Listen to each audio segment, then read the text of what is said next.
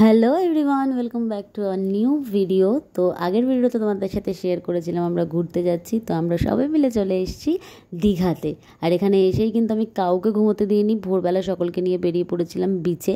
একটু বিচে বসে চাটা খেয়ে দেন খুব খিদে পাচ্ছিলো, তাই চলে এসেছিলাম একটুখানি ব্রেকফাস্ট করব বলে।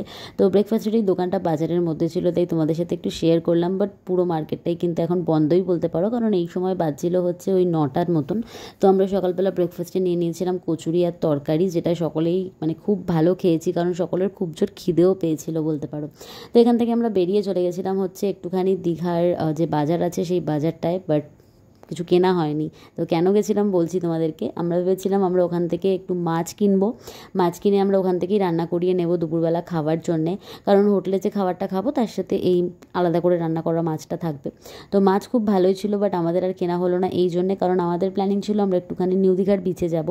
আর সেই জন্য মাছটা কিনে দিয়ে গেলে না, যেই টাইমের মধ্যে কালেক্ট করতে হতো সেই টাইমের মধ্যে আমরা ফিরতে পারতাম না। দেন আমরা এই প্ল্যানটা ক্যান্সেলই করে দিলাম। তারপর হোটেলে গিয়ে একটু চেঞ্জ করে বেরিয়ে পড়েছিলাম কিন্তু নিউ দীঘাতে যাওয়ার উদ্দেশ্যে। আর এই রাস্তাটা না আমার জাস্ট ওয়াও লাগে, মানে এই টোটো করে দীঘার রাস্তায় ঘুরে বেড়াতে আমার বেশ ভালো লাগে।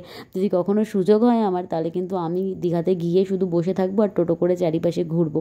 তো যাই হোক, এখানে আমি আর মেয়ে দুজনেই তোমাদেরকে একটু হাই করে দিলাম, আর দিদিও ছিল সাথে।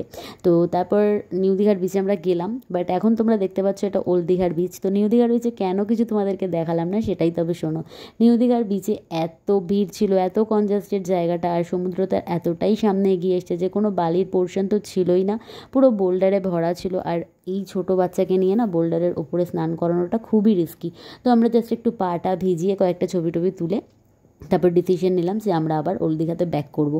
তারপর ওল্ড দীঘার বিচটা তো তোমরা দেখতেই পাচ্ছ, খুব একটা ভিড় ছিল না, মোটামুটি ফাঁকাই। আর সামনে দেখো মানে আমার মেয়ের বাবা, মানে আমার হাজব্যান্ড আর জামাইবাবু দুজনে মিলে প্রায় শুয়ে পড়েছে বলতে পারো।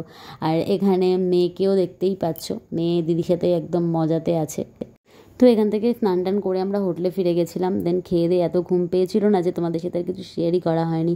আর বিকেলবেলা হয়ে গেছিলো, তারপর রেডি হয়ে সবাই বেরিয়ে গেছিলাম হচ্ছে দীঘায় ঢেউসাগরের উদ্দেশ্যে। তো দীঘাতে এর আগে বহুবার আমার আসা হয়েছে, কিন্তু ঢেউসাগরে আসা হয়নি, কারণ এটা তৈরি হওয়ার পর আমি আর দীঘায় আসিনি, এটাই ফার্স্ট টাইম।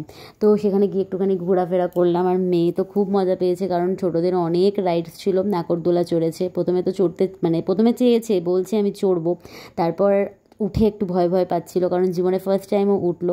তারপর 2-4টে পাক খাওয়ার পরে বলছে মামাম আর আমি নামবো না এখান থেকে, আমি চড়বো, আমি চড়েই যাব। আবার আমি বললাম যে টাকা তো যতটা দিয়েছি ততটাই চড়াবে। বলছে আবার টাকা দাও, আমি আবার চড়বো। তো যাই হোক, কোনো মতে ওকে ওখান থেকে নামিয়ে নিয়ে চলে এসেছিলাম। আর এই ময়ূরটাও আমার বেশ ভালো লেগেছিলো। তো এখানে বালি অনেকটাই ছিল, আর মেয়ে তো বালি পেলেই মানে ও খেলবে এরকম একটা মেন্টালিটি তৈরি হয়ে যায়। বাট দিদি ওকে খেলতে না দিয়ে বলছিল ওখানে দাঁড়াও ছবি তুলবো। তো একটু পরে তোমরা দেখতেই পাবে যে ও বালি নিয়ে খেলা সেই শুরুই করে দিয়েছে। আর এখানে এক ঝলক আমি তোমাদেরকে পুরো পার্কটা দেখানোর চেষ্টা করলাম। কি সুন্দর তাই না পার্কটা?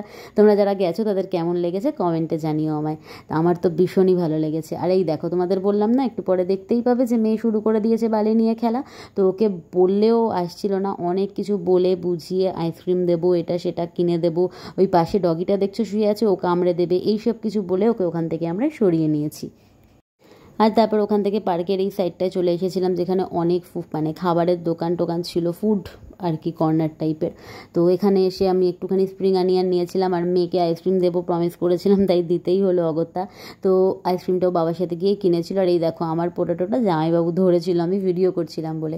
দেন বাড়িতে এসে আমরা সেলিব্রেট করছিলাম দিদির বার্থডে, কারণ ওই দিন ছিল রাত্রিবেলা 12টার পরে দিদির বার্থডে।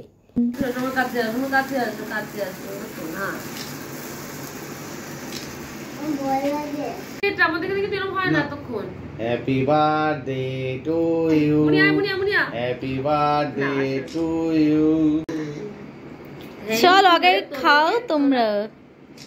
ওই দেখো ওর নিজের মতন ওই সাগরিকাগুলোকে চেটে খেয়ে নিচ্ছে, দিদিগুলোকে। ও দিদিগুলোকে একটু ভালো করে না, লম্বা করো। ছবি তুলছো নাকি মুনিয়া বাবা?